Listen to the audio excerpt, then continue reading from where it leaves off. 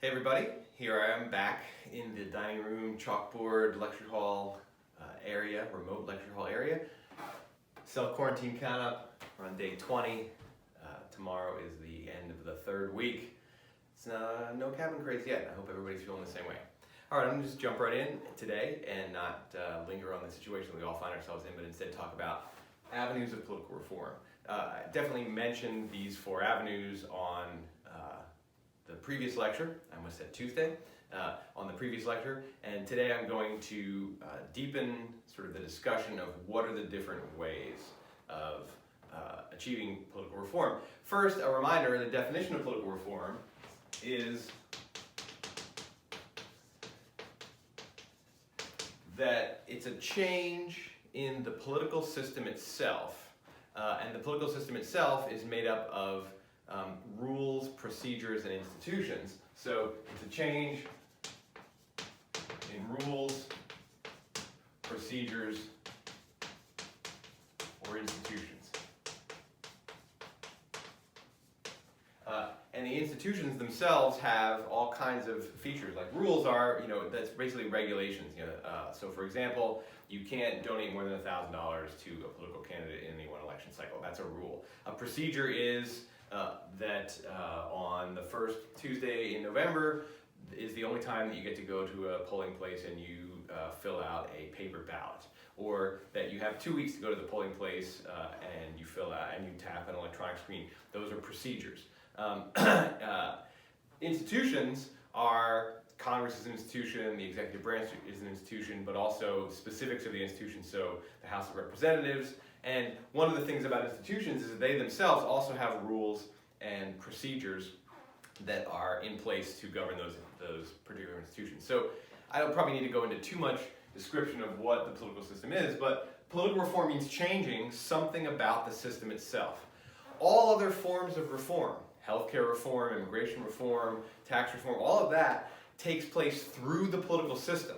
So political reform is a foundational change to the way politics themselves and policymaking are conducted. So it's a pretty big thing, and it's actually done while some of the processes of achieving political reform and some of the factors are similar, it's actually done in a pretty different way. So what are the avenues of change? Well, the political system itself is built. The rules, procedures, and institutions is built through a multi-stage process. And in fact, there are 4 ways in which the political system is built. And so, of course, there are 4 avenues for changing it, because it's the building and then the rebuilding. So the same avenues that are used to build the political system are used to reform the political system. So first, I'm going to talk about how the political system is created, and then that will really lead naturally into the 4 avenues for reforming it. So a political system doesn't exist in nature. It is created. It's a set of rules, procedures, and institutions that are made up by people. So the first thing that has to be done in order to have a political system at all is to have a foundational moment. And that foundational moment is the Constitution. So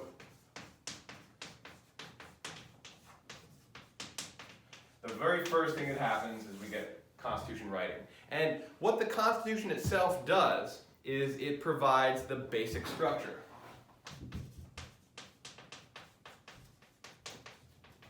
I actually have lecture notes here today on a clipboard.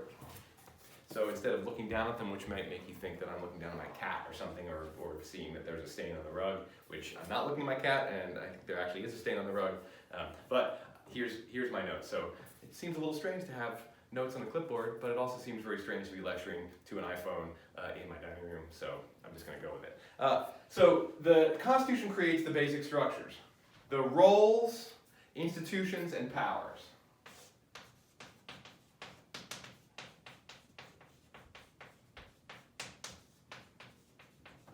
And what's interesting about a Constitution is that a Constitution is, while it is foundational, you can't have anything else, so I'm leaving space over here, you can't have anything else before you have a constitution. I mean, you can, right? Political systems can function purely on tradition without any kind of constitution. Actually, Great Britain has a non-constitutional system, but we're talking about the United States, and at every level, from the city charter through the United States Constitution and through state constitutions and county charters, we actually have written constitutions.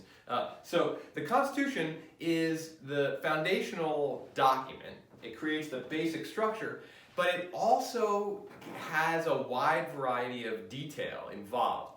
Mostly, constitutions provide the big picture, but sometimes they get very specific. So for example, the US Constitution, in terms of the roles and institutions, we have an executive branch, and the executive branch has only two constitutional officers in it, the president and the vice president.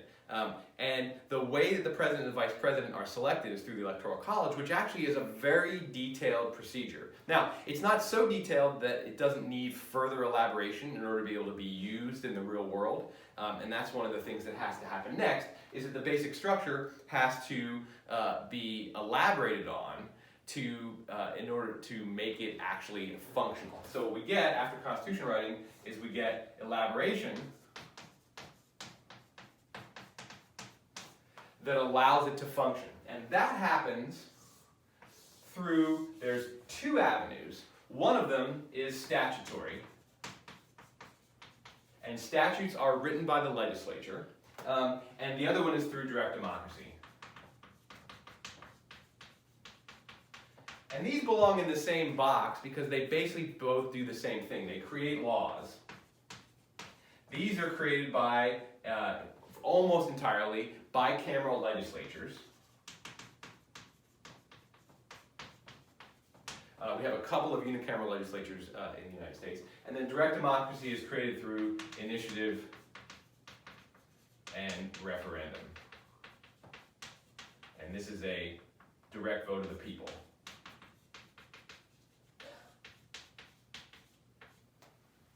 These both create laws that elaborate on the basic structure and make it's possible for the basic structure to function. Even the most detailed constitution will require at least minimal elaboration to become functional. So elaboration to function. So again, with the example of the Electoral College, it's a pretty detailed portion. In fact, a big chunk of Article 2 of the US Constitution is given over to describing the Electoral College, and then the 12th Amendment is also very wordy for a constitutional amendment, describing the procedures and the backup procedures. The House of Representatives gets to vote if there's not a clear majority, and they get to vote by state, and there's actually quite a bit of detail in that section, as opposed to the very vague, there's a president and a vice president, and then some of the powers, like the vice president, it's very little. It says very little in the original Constitution. There's a vice president, and the vice president is the president of the Senate and casts the tie-breaking vote, and that's really it, right? What the vice president does is largely up to political practice and precedent and traditions that have built up, as well as sort of ways that different vice presidents or presidential administrations have been able to push forward the role of the vice president. But very little is said there. A lot is said about the Electoral College, yet in order to have a presidential election, we still need actually quite a lot of laws, state laws, that one, tell how it is that the state decides what to do with its electoral votes. We know from the Constitution, the basic structure, that each state gets a number of electoral votes that's equal to its House and Senate seats. So basically, it's House seats plus 2. So it gets that. So Oregon, we have 5 House seats. That means that we're entitled to 7 electoral votes. But how do those votes get given or distributed? Through state laws. And for the most part, in terms of electoral law, like Electoral College, it's mostly statutes. I'll talk a little bit later about how direct democracy differs from the statutory avenue, because there are limitations. This is both more open and more limited form of reform. But I want to build things up. So largely things get built up through the statutory means, right? That's the main way of building the system. And this is an avenue for reform. This is also an avenue for reform, but most systems don't get built through direct democracy. So Oregon, our laws are that we have mail-in ballots. We have our primary on a particular day in May. We have our general election is essentially, all one day. Your ballot has to be in, not just postmarked, but in by whatever time, 8 p.m. election day. And our electoral votes are given out on a winner-take-all basis. So whoever gets the most votes, whichever candidate gets the most votes, all of the Electoral College votes from Oregon go to that state.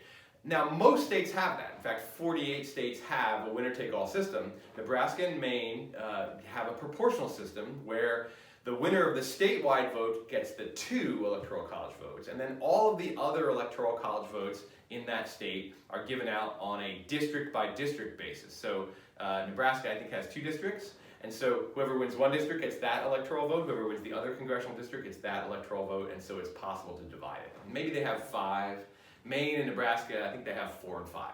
I don't know exactly. It's not important for the purpose of this lecture. What's important is that the basic structure, even when it's detailed, and it very rarely is detailed, it's usually very schematic, right? It's a blueprint. The Constitution provides a basic blueprint, and we need laws in order to be able to make it active. And in fact, the dominant set of procedures, rules that govern our political system come to us through the laws. So what's interesting is that the political system itself is creating the nature of the political system. Because constitutions, even longer ones, right? The U.S. Constitution is notably short. It's about 5,000 words. It's way shorter than any of the 50 state constitutions. But even the really long state constitutions, still, you can't create an entire political system in a single document.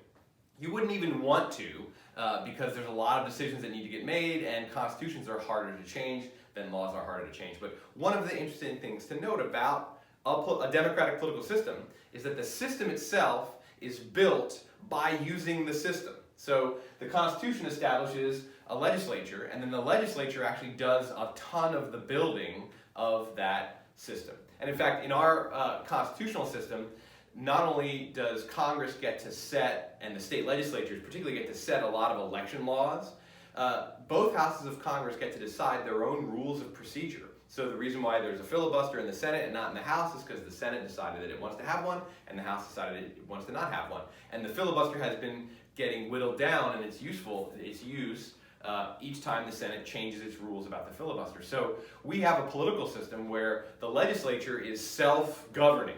And in fact, that's fundamental to a political system, is that the Constitution, which is itself a political act, right? It's politics, it's sort of extraordinary politics creating a container in which the political system will then operate, but that container is still just at the broadest level. That container has to be filled. Now, at this point, and really way earlier than this point, we had a full-fledged, fully regulated, fully described political system, so there's no undone tasks. But at the beginning of creating a political system, when a state gets a new constitution, for example, or when there's a brand new country, if we're talking not just about the United States, there's a moment, and it could be a long moment, it could be a decade long, where the political system is being built up through laws.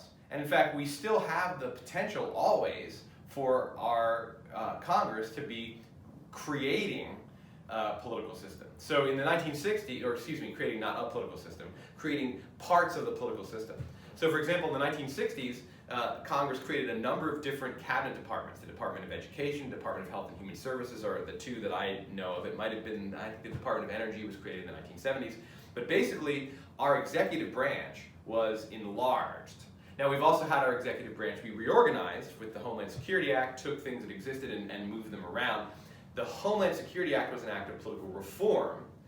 The creation of the Department of Education and the Department of Health and Human Services was essentially an expansion of our political system into places that it didn't exist before. The federal government wasn't involved in forming or implementing any kind of educational policy or health and human services, certain health and human services policies. So it's always possible to expand the political system. But for the most part, at this moment, and for a really long time, our political system has occupied all of the space. And so now if we're going to do any kind of changing of the system, it's going to happen through reform. But at least at this, here, we have a third thing, I have a third stage to indicate, but you should be able to see that these are avenues of reform. If this is how you build a political system, this is how you rebuild and how you reform the political system. At this level, here we have the basic structure. This is the details. And what is kind of astounding about a democratic political system is that there are a ton of details. You would just think, okay, we have an executive, a legislature, and a judiciary, we have an electoral system, and it's really, how complicated is it? There aren't that many moving parts. Well, there aren't that many machines. There's the electoral system, which itself is a president or an executive electoral system, and a judicial electoral system, at least at the state level, when judges are elected, and a legislative electoral system, and then we have the 3 branches. So it's not a lot of machines, but each of those machines has a lot of moving parts, for sure. And then sometimes the interconnections between those machines have some moving parts too. Like, we have legislative elections, and then when does the newly elected legislature get to take over? And what happens between, in what's called the lame duck period, what happens in between? Those are all of the details. Now, I will not say that every single detail is done with a statutory or direct democratic approach, that there's nothing but laws. There are also, sometimes, there are traditions that are kind of these hazy things that are done in the cracks that aren't in any way legislated. Those, however, are also, because they kind of fill the available space for these practices, they are available for reform in the sense that there could be a new law that actually makes that tradition, either institutionalizes that tradition or makes that tradition no longer possible. One of the traditions that the United States had for a really long time was that presidents wouldn't run for re-election after a second term. That tradition was set by George Washington when he declined to run for a 3rd term, and it was followed by every president until Franklin Roosevelt, even though sometimes maybe that would have been a good idea for them to run for a 3rd term, or maybe it would have been an excellent time. There was certainly no constitutional or statutory barrier to running for a 3rd term, as Franklin Roosevelt demonstrated by doing it. He didn't break any laws or any constitutional procedures. He broke a tradition, a norm. And quickly, that tradition was seen as very important, and the 20-something Amendment, 23rd, 24th, I really ought to know these things, but I don't. Anyway, the 2-term limit for the president, that was turned from a tradition into, because it was done through constitutional amendment, into part of the basic structure. So now, it's not up to presidents to decide whether or not they're going to follow the tradition. There are lots of traditions, actually, that are not, in fact, either legally or constitutionally mandated, that have a lot of momentum. Now, I'll give you an example of a tradition that is actually legally mandated, but it seems to have more power than that. It seems to be constitutionally mandated, and that's the size of the Supreme Court. The U.S. Supreme Court is 9 justices, and where does that number come from? I think a lot of people actually think that's in the Constitution. It seems like such a foundationally important thing that it ought to be in the Constitution, but it's not. It's actually a result of a statutory choice that was last made in the 1860s when the Supreme Court was actually reduced from 10 to 9. And there was all kinds of politics in the changing of the size of the Supreme Court during the Civil War era. It went from 9 to 8, up to 10, and then back down to 9. That kind of thing is totally permissible constitutionally, but one of the traditions that we have, it's legally mandated, 9 justices is the law, it's written in a statute, but it seems sacrosanct. The idea of expanding the Supreme Court seems like it goes fundamentally against the constitutional order. One of the barriers to political reform is the official structures through which political changes have to be made. But another one of the obstacles is tradition.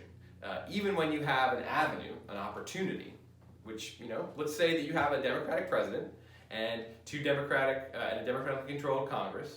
So we have the House of Representatives and the Senate are in the hands of the Democratic Party, and the Democratic Party and the leadership and the president, they want to increase the size of the Supreme Court to give that president and that democratically controlled Senate the chance to add more liberal justices to either rebalance the court or to give a liberal majority. And this is actually something that was talked about earlier in the presidential campaign. The Democratic candidates, many of them, or several of them at least, were talking about this particular idea.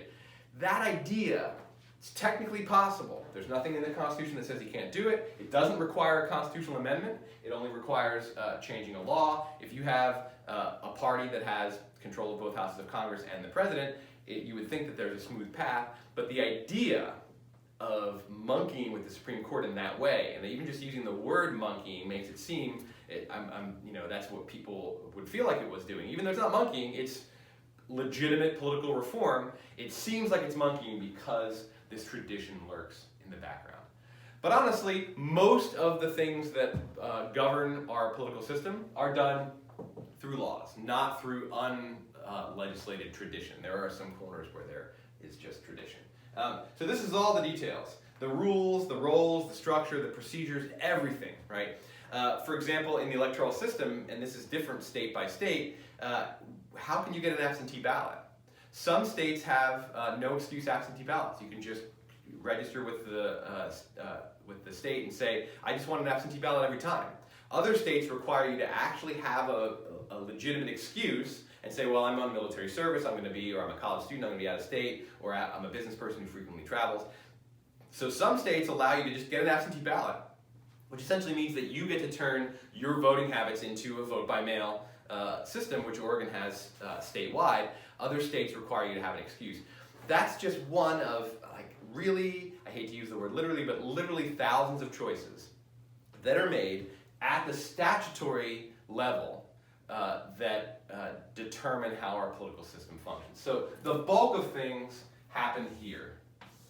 Our political system has been built up through our political system. Our democratic processes have been democratically decided. Within the boundaries, and again, some of the very specific details that are set by the Constitution, but it mostly happens here. Now, the third avenue is judicial review.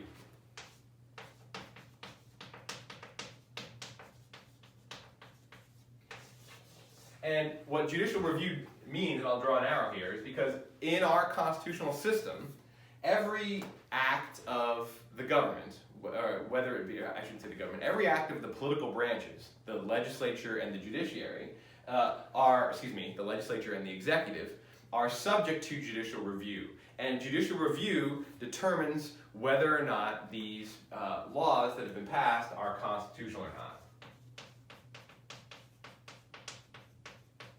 So judicial review connects the Constitution writing period with what has gone on as the necessary elaboration to function. So the Constitution sets the basic structure, leaves a lot of questions unanswered. The democratic system that it forms answers a lot of those questions, but the Constitution still looms in the background of that, and the arbiter of these constitutional questions is the judicial branch. So ultimately, it's the Supreme Court. It won't always be the Supreme Court because the Supreme Court won't get to every case, but in political reform, when there are questions of the legitimacy of either statutory or direct democratic changes to the system, those are the kinds of things, because they are so foundational, that will tend to get to the Supreme Court. But it doesn't have to be. It could be that it just is ruled on by an appellate court that's below the Supreme Court denies the appeal, and the ruling of the appellate court stands.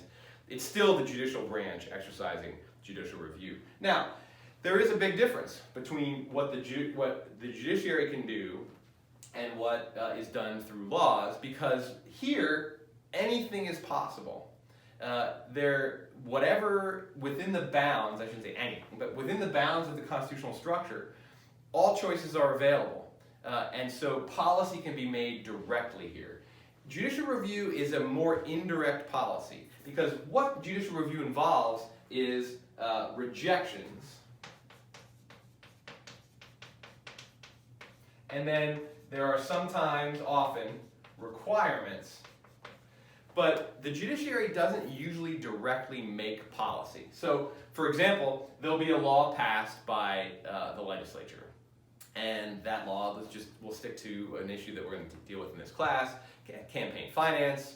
And so the legislature says, okay, you can't spend money on this, right? You can't spend your own personal wealth on campaigns. You personally have to abide by campaign donation limits. That's a choice that's made by the legislature.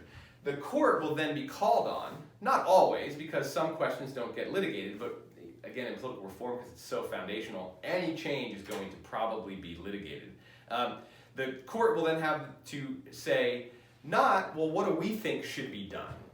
But is this law constitutional or not? So it's a binary power. It's an accept or reject power. So what we're getting here is yes, no. So when Congress says you can't spend your own personal wealth beyond normal campaign donation limits on your campaign, the court can either say, yep, that's cool, or it can reject that, but the court cannot decide anything more than that.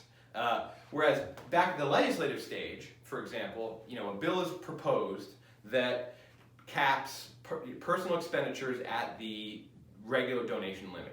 Someone else in the legislature might say, well, that's a little too restrictive. Why don't we cap it at 5 times or 10 times? If the normal donation limit is $3,000, candidates can spend up to 5 times that, $15,000 on their own campaigns of their own personal wealth. And someone else might say, well, why not make it 10? Or, and then there's all that negotiating. All of the different answers are possible. Any detail can be negotiated up or down. Once a law has been passed, and we're at the judicial level, the only thing that can be done is to say yes or no to that particular thing. The court can't say, okay, that's too restrictive, but 10 times wouldn't be too restrictive, so we're going to enact that. However, the requirements that the court sets for future legislation these are where we develop legal principles. And what those legal principles do is they guide further legislation.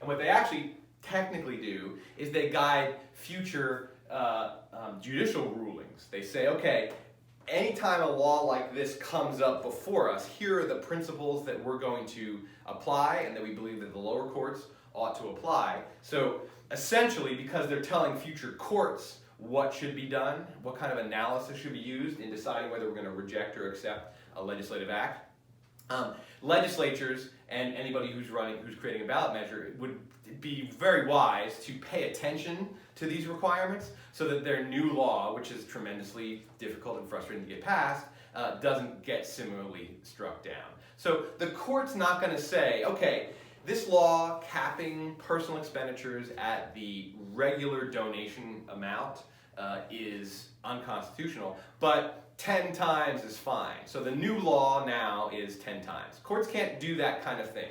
There are a couple of cases where courts, and we'll talk about this later in the term, but where courts can actually make that kind of specific detailed policymaking decision, but that is far from the norm. It's a very rare case, and we'll talk about when that's the case. But by and large, it's an accept or reject, but then it can say that in the majority ruling, here's the criteria that we used for rejecting this, and these criteria are such that we can see, they won't, again, give a detailed answer like, okay, if we get a law back in 5 years that has a 10 times the normal donation cap, we'll think that's cool. They're not going to be that specific, but they will indicate that there is a balancing act, that competing values are being balanced here. Personal freedom is being balanced with the regulation of the democratic society. This particular piece of legislation, which we're calling unconstitutional, overbalances it, and here are the principles that we're going to use in the future for deciding whether a legitimate balance has been struck or not.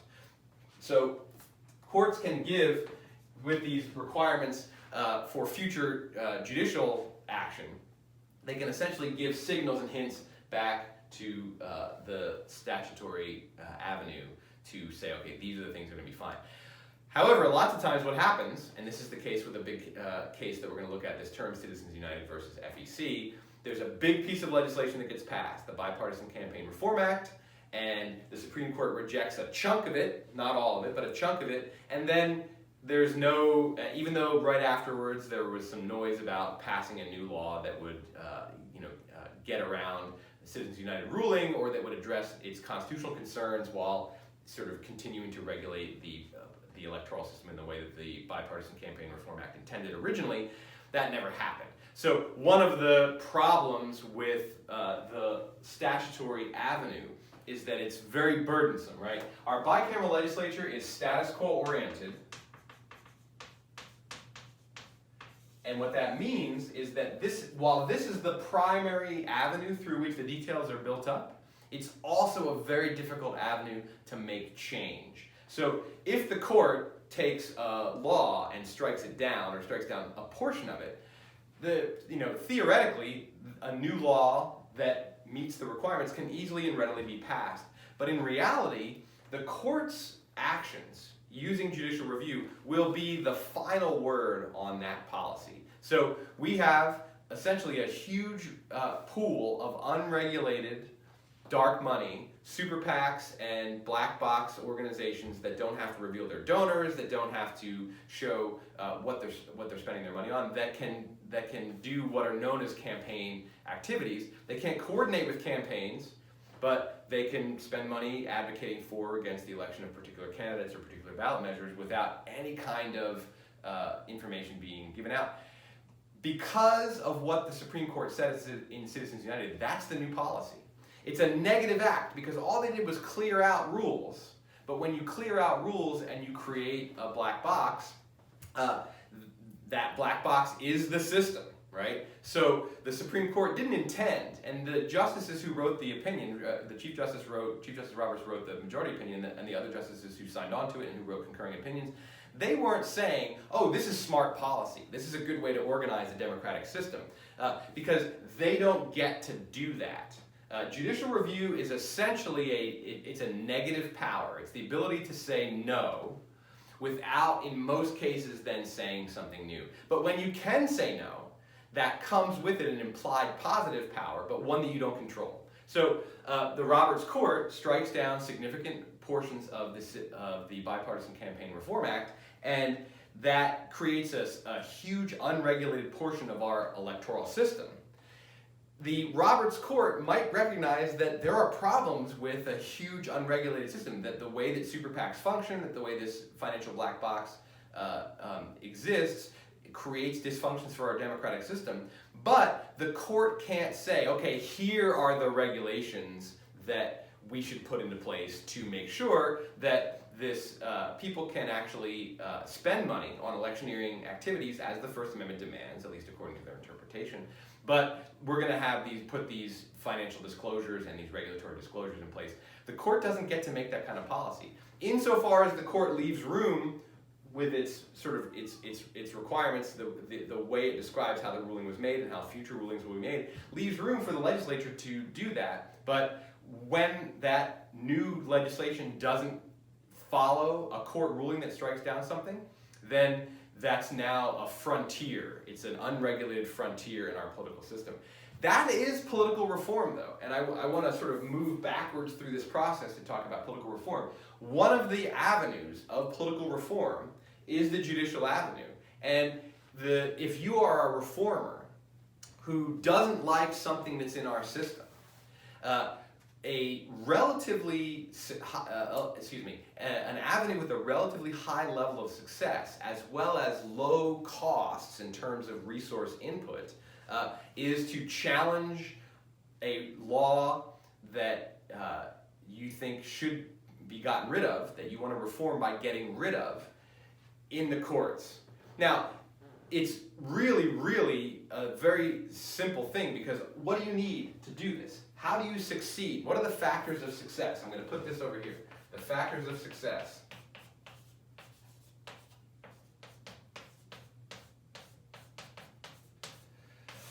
To succeed at the judicial level, what you need is a majority of justices.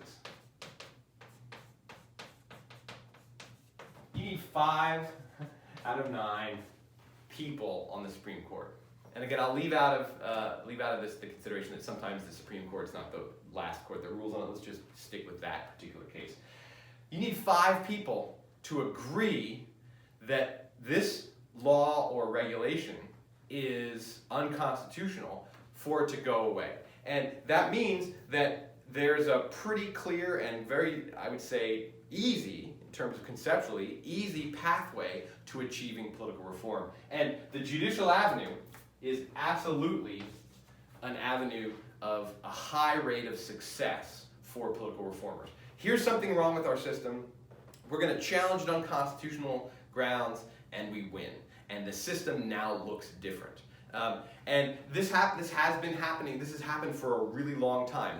This has happened for almost the entire U.S. history since judicial review was claimed by the Supreme Court after the Marbury versus Madison ruling in 1803. Political reformers have used the courts, particularly the U.S. Supreme Court, as an avenue for getting rid of political procedures that they think are unfair. Now, it has a high level of success, and it's actually one of the 4. It's the second easiest, right? The easiest is direct democracy. It's the second easiest, but it also is the most limited for 2 reasons.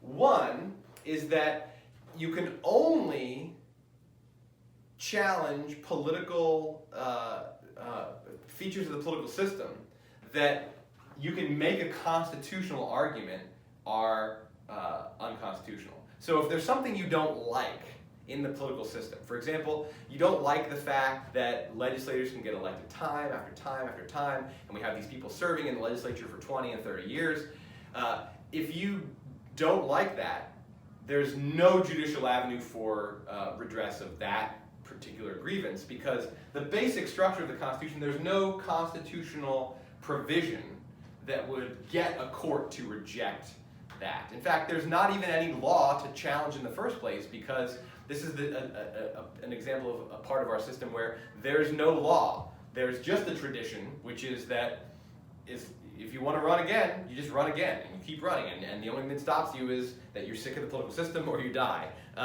or you lose. There's nothing to challenge, and even if there were a law to challenge, let's say that the state of Oregon passed a right-to-run law, saying that all members of elected offices are allowed to run for unlimited terms. You challenge that in the court, and what's your constitutional basis? What argument are you going to be able to make? You can't. So part of the factors for your success is, one, you need a majority of justices, but what you also need is you need constitutional grounds.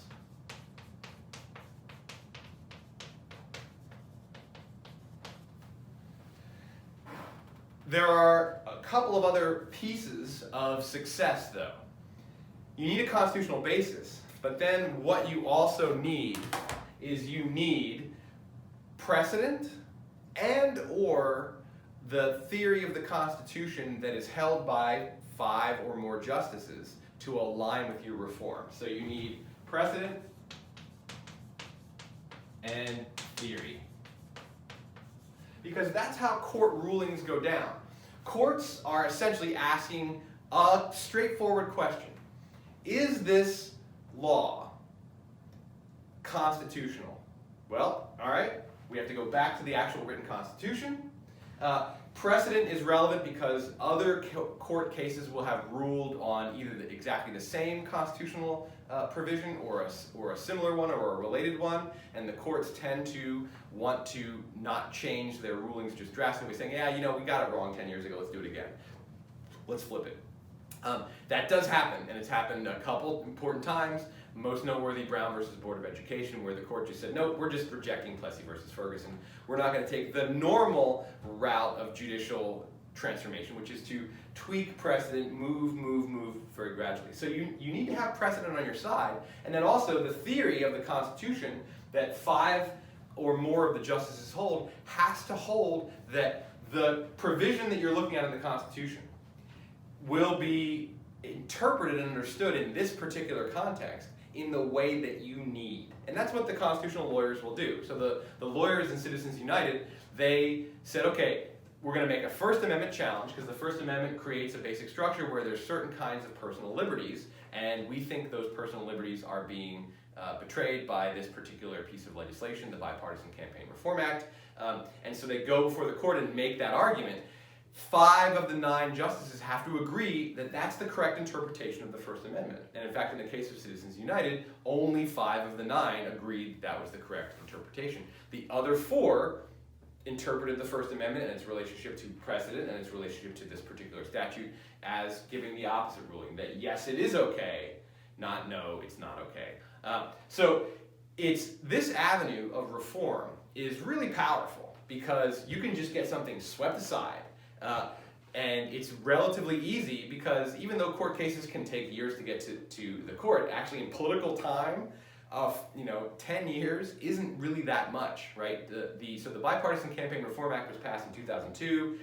Citizens United was 2010. 8 years. That's a pretty normal span of time. 8 years might sound like a lot, but really in political reform terms, or in any kind of major legislative accomplishment terms, 8 years is pretty rapid. So the Judicial Avenue of reform is relatively rapid, it is powerful, and it's easy in the sense that you need 5 people, just 5 people, right? But it's limited in its use.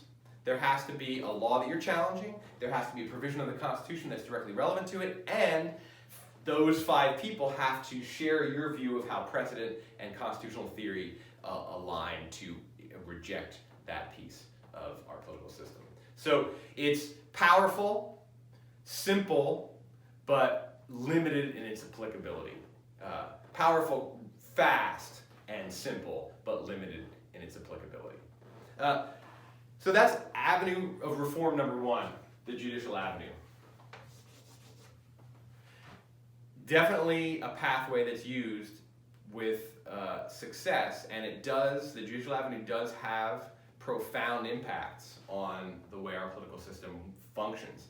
We're going to, in this class, look at 2 of the most profound court rulings that have changed our political system, that achieved political reform: Citizens United and Baker versus Carr, both of which, created, essentially got rid of old rules.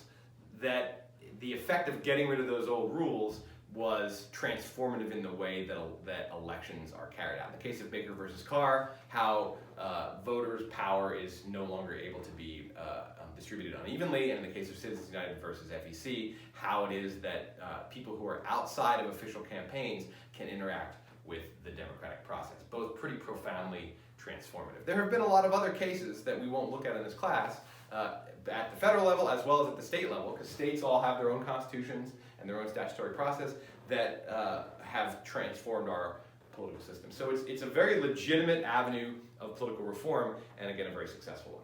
Now I want to move backwards here. I haven't talked about direct democracy too much, and I want to get to that right after I talk about the statutory avenue. The most frequent successes at creating our political system, at building it up, and I say successes, what I really mean is just examples or instances, comes from the statutory avenue. Most of our political system is a result of laws that have been passed by legislatures, either by Congress or by state legislatures. It's just the vast majority of the rules, procedures, and even some parts of the institutions were decided this way. One of the things about the statutory realm is it's status quo oriented.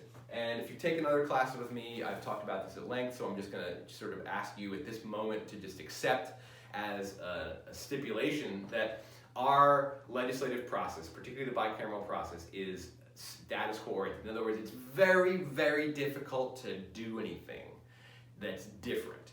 Once a law has been passed, and it's a hard climb to get it passed, it's even harder to change it. So political reform as an activity, if there's something you don't like about the political system and you want to change it, and the judicial avenue is not available to you because there's not a constitutional provision you could use to win, or 2, maybe there is, but the dominant view on the court goes on the wrong side of you, so the judicial avenue is unavailable to you. The statutory avenue is, in theory, the most powerful avenue for you because it opens up everything, and you can make a lot of detailed choices. Unlike when you go through the judicial route, not only do you have to have a constitutional provision to refer to, and precedent and theory have to align with what you want, you get a blunt ruling. You get a yes or no. You get a clearing out of things. You don't get that second piece of policy making, which is we're going to get rid of this and we're going to fill it with this, right? In terms of the language of politics, repeal and replace. Judicial Avenue gives you a repeal, and then the replace has to happen here. The Statutory Avenue gives you the opportunity to both repeal and replace, or just replace, or add, but it's very difficult to do so. And most political reformers who seek political reform through this Statutory Avenue find that it is extremely difficult and extraordinarily frustrating and unlikely to be successful. Now, why is that? One, it's the bicameral legislature. When you take the legislative power and divide it into two groups of people who have two different constituencies, two different election terms, therefore two different sort of political styles of getting reelected, it's going to be very difficult to get those two groups to come onto the same page. Secondly, you have to, as a party that has a political reform agenda, you have to capture a majority in both of those houses, which is more difficult than capturing just one house if you have a unicameral legislature. So just functionally politically, there is a lot of difficulty. This is where political reform shares traits with other forms of reform, right? Healthcare reform is extraordinarily difficult because you have to have one party has to be in control of both houses of Congress and have the president, and there has to be enough political momentum to take action at that particular time. So it's very difficult to get big pieces of legislation. Political reform is the same way. There's an additional reason why the Statutory Avenue is very difficult. It's the second hardest, right? This is the third hardest or second easiest. This is the second hardest, and it's pretty close to how hard the constitutional route is to use. It's the second hardest and very difficult because the people making the decisions are themselves products of the existing political system. They are winners in the political system as it exists right now. And reformers are asking the people who are winning under the current system to change the current system. And that would be relatively foolish, unless you could make a change that would make it even easier for you to be a winner. And that's not typically what political reformers are asking for. Political reformers are not looking to change the system to make it easier for people who are already winning to win even further. Typically, what political reformers want is to open the political system to power and participation by groups of people that have less of it than those political reformers think that they should. So by asking the people who are winners to make changes, you're almost always going to be asking to make changes that are detrimental to them. And while in theory, and with a good conscience, a lot of the people who are in this position to make these political reforms through the Statutory Avenue might say theoretically that would be a good thing, they're not necessarily going to do it. So one of the other examples that we're going to deal with in this class of political reform, which is redistricting and gerrymandering. Gerrymandering occurs because electoral maps are drawn by legislatures. And legislatures themselves are composed of people who get elected in those maps. And so they're going to draw those maps in a way that benefits themselves and their parties the most. If you're going to ask the legislature to get rid of a power that it wields, you're asking for something that's very difficult to ask political actors to do, which is to hand over power for no reason, right? So that's one of the reasons why gerrymandering has been fought in the courts, and there is, because they are laws that can be challenged, and there are constitutional provisions to point to, there is the possibility of getting rid of gerrymandering and getting rid of partisan redistricting in the Judicial Avenue. But at this moment, it's this part that hasn't followed through, like the requirements. There's a law, there's a constitutional provision, there's an interpretation of the Constitution that allows for gerrymandering to be made unconstitutional, but there are not yet 5 justices who have a theory of the Constitution that they're willing to actually then sweep aside these state laws. So then you're asking people who are winners in a system to change the nature of that system, and that's not really going to happen. The easiest avenue of reform is the direct democratic avenue, and it is a relatively new one.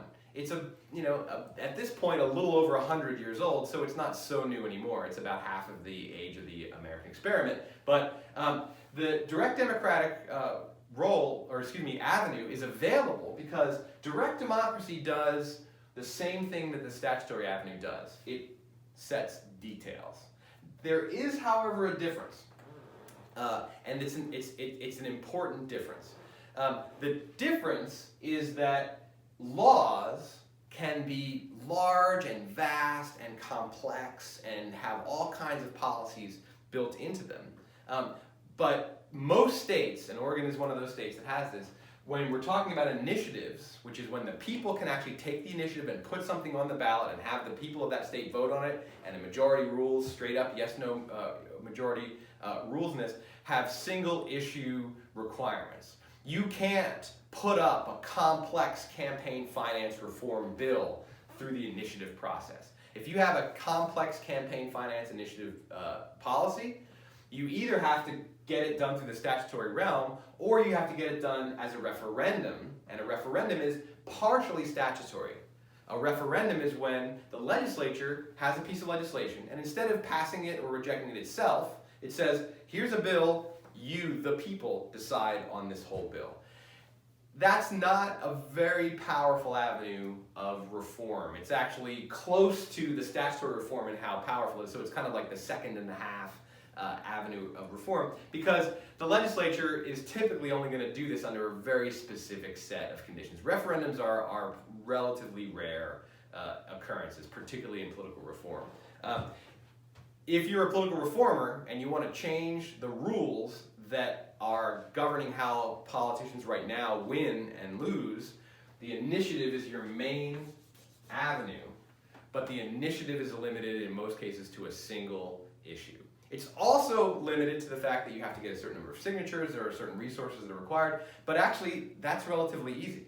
How do you win? What's the factors of success? Well, for a statutory reform, you really need the political moment to be right. You need one party controlling the legislature and the executive, and you need there to be political wins at the back of this particular reform, or you're just not going to get it, right?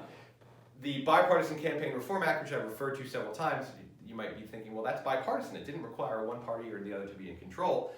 It was actually passed at a time when the Republicans controlled Congress, both houses of Congress and the presidency. It's bipartisan in the sense that Democratic senators had a hand in shaping it, but it got through as easily as it did because there was one-party government at that particular time. But also, the ideas in the Bipartisan Campaign Reform Act were relatively rare in the sense that there was a bipartisan consensus that certain things were necessary. Oddly, of course, just because you get a bipartisan consensus doesn't necessarily mean that the Supreme Court is going to agree that it's constitutional. Obviously not. So you need a political moment, and that political moment requires a strong majority and sort of the times to be right for that moment. For the direct democratic approach, all you need is a simple majority of the people, of voters. Way easier to get. Still hurdles, and we're going to look at this as we move through the term. We're going to look at the hurdles of successful ballot measures. But of the four avenues, it is absolutely the easiest one. But because of the single issue rule,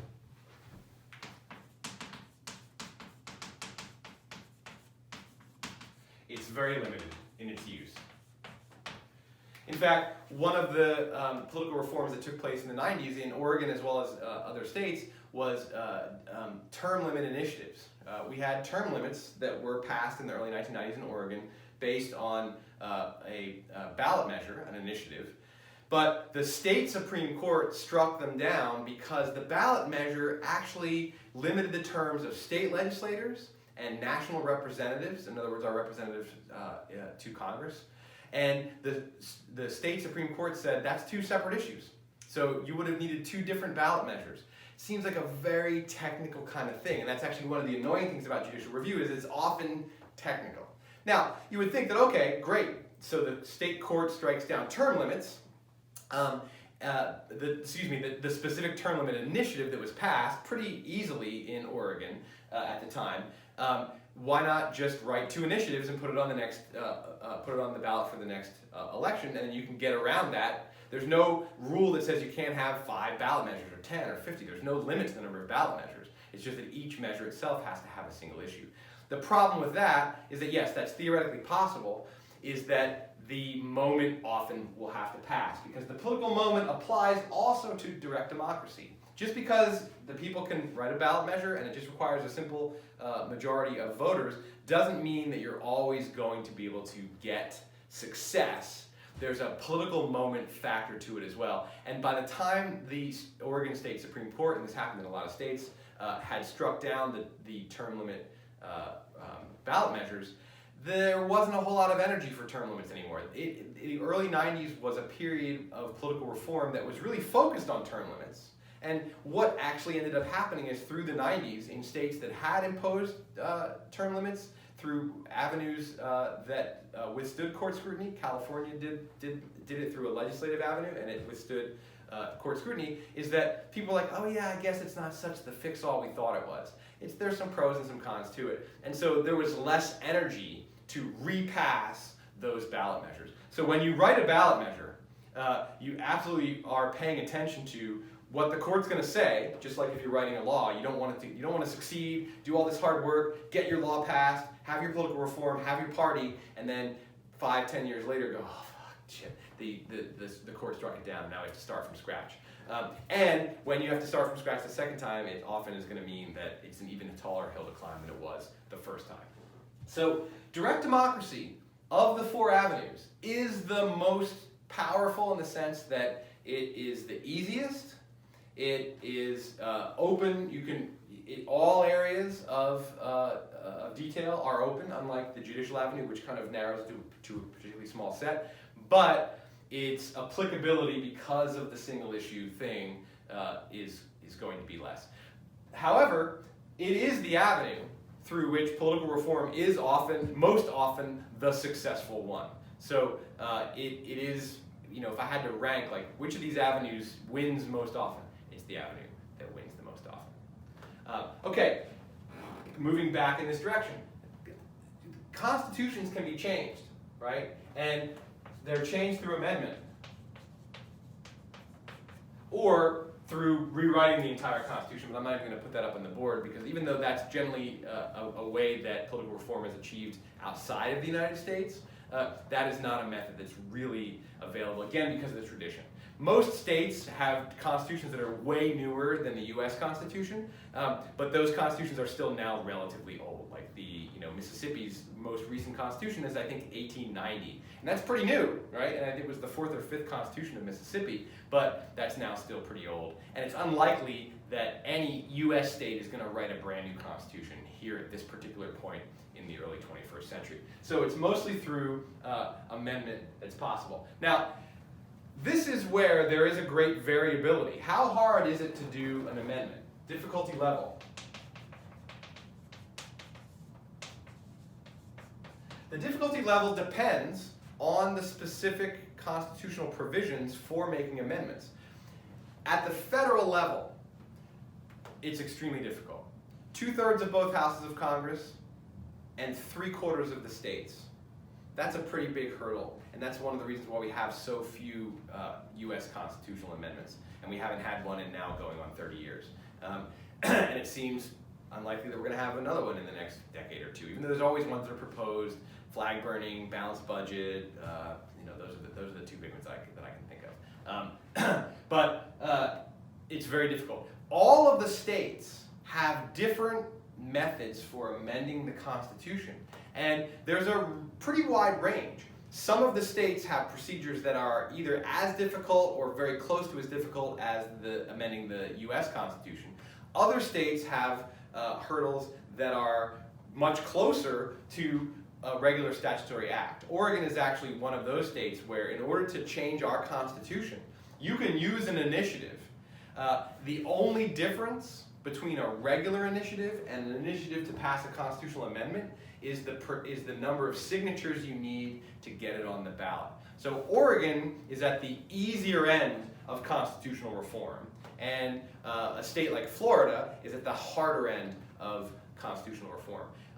In a future week, it might be next week, it might be the week after that, I would have to check the syllabus to figure it out, but in a future week, I'm going to survey about 10, maybe a dozen of the states and go through the specific requirements that they have for amending their constitutions, and so you'll get a chance to see how much diversity there really is in this avenue. But almost always, I shouldn't say almost always, it's harder to amend a constitution than it is to pass a law. In some cases, it's only moderately harder. As I say, Oregon is one of those states. In other cases, it's significantly harder.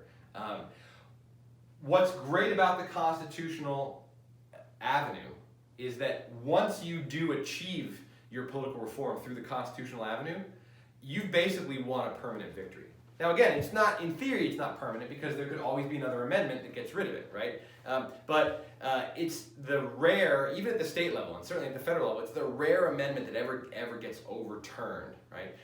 We've had one amendment at the federal level that's been overturned, and that was prohibition, and that was, you know, probably not a very good experiment. And the fact that it actually got over the giant hurdle to get into the Constitution in the first place is very surprising, and it was a rare confluence of factors that probably will never be duplicated again. And then it was repealed actually relatively easily and relatively quickly. That's totally the outside the norm.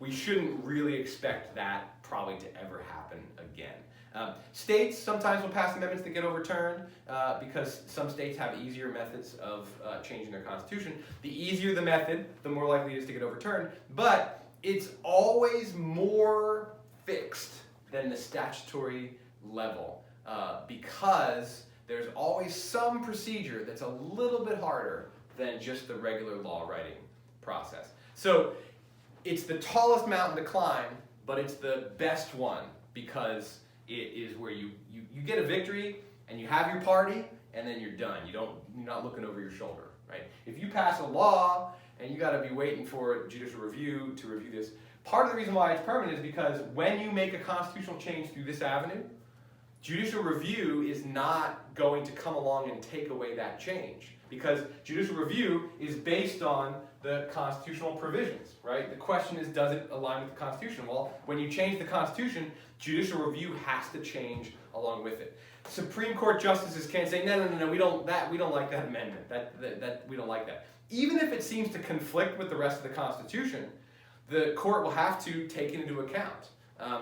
But when you make a clear change that doesn't conflict with anything else, the courts just have to accept that and move on. When you make a change in law, the courts have a foot in the door in doing that. So, just to review very quickly here, 4 different avenues, and I'll go through them from hardest to easiest, but also from most powerful to least powerful. Hardest, Constitution amendment. Most powerful because you can have a fundamental change and you can have one that is, for all intents and purposes, permanent and that forecloses this avenue of changing that reform. Second most difficult is the statutory through the legislature itself. Sort of second and a half would be the referendum because the referendum requires the legislature to write a bill and then to pass it along to the people. Very powerful though, and actually almost as powerful as the constitutional level, not because you get a permanent change, but because you can create details, right? Constitutional changes are so rare, and they're also at a high level of abstraction, typically, right? When you go through the statutory realm, you can make a very detailed, complex policy change to the political system and fill in a lot of details. And even though it's difficult to get it through both houses and to get it signed by either the governor or the president, it is the one where you can actually do a ton.